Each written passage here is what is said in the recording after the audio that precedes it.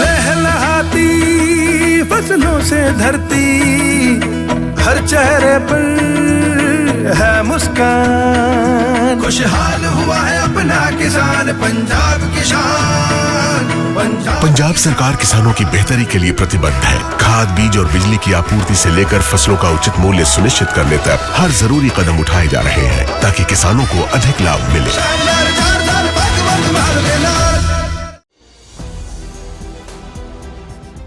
नमस्कार, मैं हूं शिवानी पांडे और आप देख रहे हैं 4 PM यूपी। दोस्तों, ईरानी मिसाइलों से अमेरिकी राष्ट्रपति डोनाल्ड ट्रंप इतने खौफ में हैं कि जान बचाने के लिए बंकर में छिपने के लिए मजबूर हो चुके हैं। सबसे ताकतवर मुल्क के राष्ट्रपति अपने लिए बंकर बनवा रहे हैं। जी हां, ताकि बंकर में छिपकर अपनी जान बचा सके।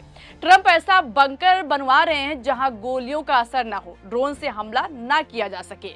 इससे आप खुद समझ सकते हैं कि डोनाल्ड ट्रंप ईरान पर हमला करके कितना पछता रहे होंगे।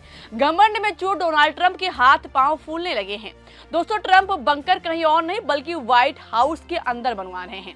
अब आप खुद अनुमान लगा सकते हैं कि अमेरिकी राष्ट्रपति को इस बात की भनक लग चुकी है कि ईरान के टारगेट पर व्हाइट हाउस आ चुका है।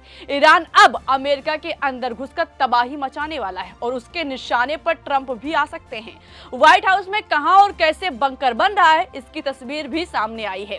खुद ईरान पर बमबारी कर रहे राष्ट्रपति ट्रंप ने व्हाइट हाउस के उस हिस्से की तस्वीर दिखाई है जिसके नीचे तहखाना बन रहा है।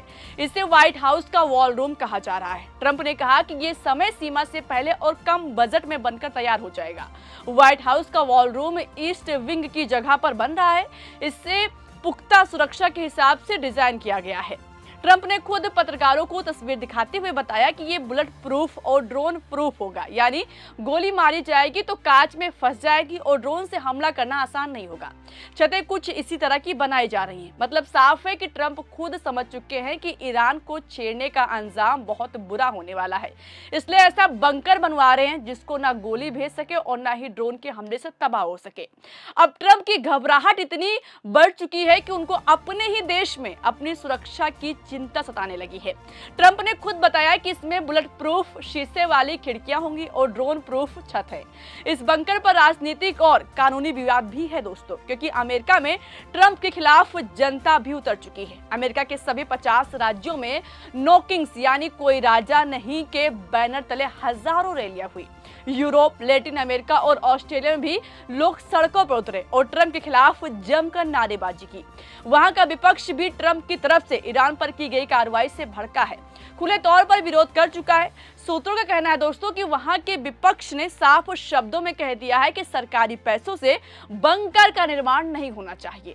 शायद यही वजह है कि ट्रंप कह चुके हैं कि इस प्रोजेक्ट पर आने वाला खर्च प्राइवेट डोनेशन से चुकाया जाएगा। अधिकारियों का कहना है कि इसमें सरकार का कोई पैसा इस्तेमाल नहीं हो रहा है। अब दोस्तों, तस्वीर देख लीजिए जो ट्रंप ने खुद दिखाई है। व्हाइट हाउस की इस बिल्डिंग के नीचे एक बड़ा मिलिट्री कॉम्प्लेक्स बन रहा है जहां ट्रंप मीटिंग के अलावा बड़े समारोह भी आयोजित कर सकेंगे। इसका मटेरियल बहुत मजबूत है जिससे आधुनिक हमले या खतरे को सह सके। वॉल रूम के ठीक नीचे मिलिट्री फैसिलिटी के बारे में ज्यादा जानकारी पब्लिक डोमेन में नहीं दी गई, यानी कहां पर निर्माण हो रहा है, सही लोकेशन क्या है, इसको ट्रंप ने छिपा कर रखा है ताकि उनकी सीक्रेट लोकेशन लीक ना हो पाए। लेकिन बंकर इतना बड़ा बनाया जा रहा है जिसमें 1000 लोग रह सकते हैं। दोस्तों, इधर अपने छिपने के लिए ट्रंप बंकर बनवा रहे हैं और उधर अपनी सेना को मौत की आग में ढकेलने का प्लान तैयार कर रहे हैं। दोस्तों, आज सत्ता की आंखों में आंख डालकर पत्रकारिता करना मुश्किल हो गया है। हमारे 4 PM नेशनल यूट्यूब और फेसबुक चैनल को, जिससे आपका प्यार और विश्वास हमेशा से मिलता रहा है, उसे बंद करके सरकार ने ये साबित कर दिया है कि वो आपके सवालों से कितना डरती है। मुश्किल दौर है, लेकिन हम ना रुके थे और ना ही रुकेंगे।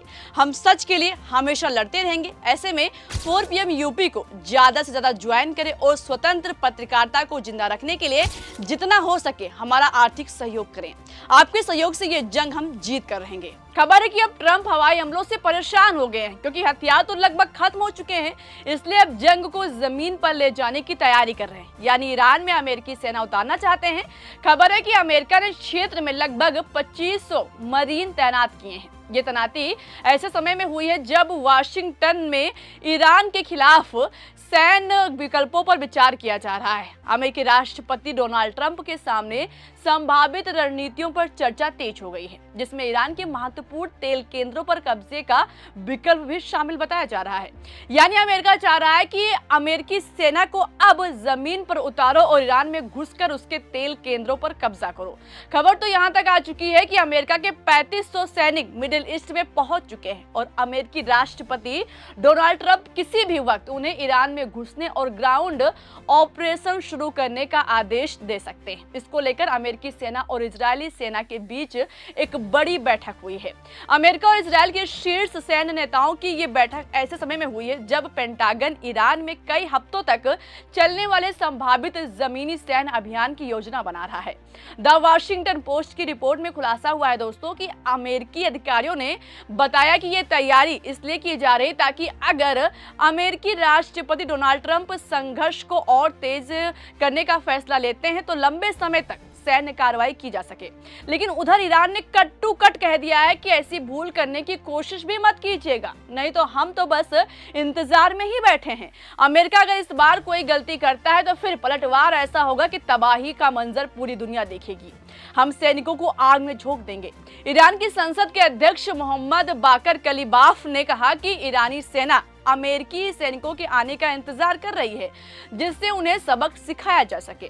मतलब हर तरफ से अमेरिका को धूल चटाने की ईरान ने पूरी तैयारी कर ली है। आसमान से वार हुआ तो ईरान ने आसमान से अमेरिका की हैकड़ी निकाल दी।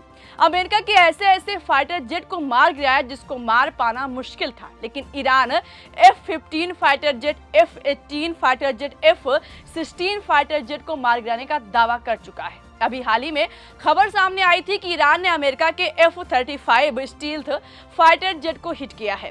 अमेरिकी बेस को तबाह कर ही रहा है। अब जिस तरह से वो ट्रंप जो घबरा कर बंकर बनवा रहे हैं, अगर ईरान की जमीन पर अमेरिकी सेना उतारने का आदेश देते हैं तो क्या ईरान के हाथों अमेरिकी सैनिक मारे जाएंगे?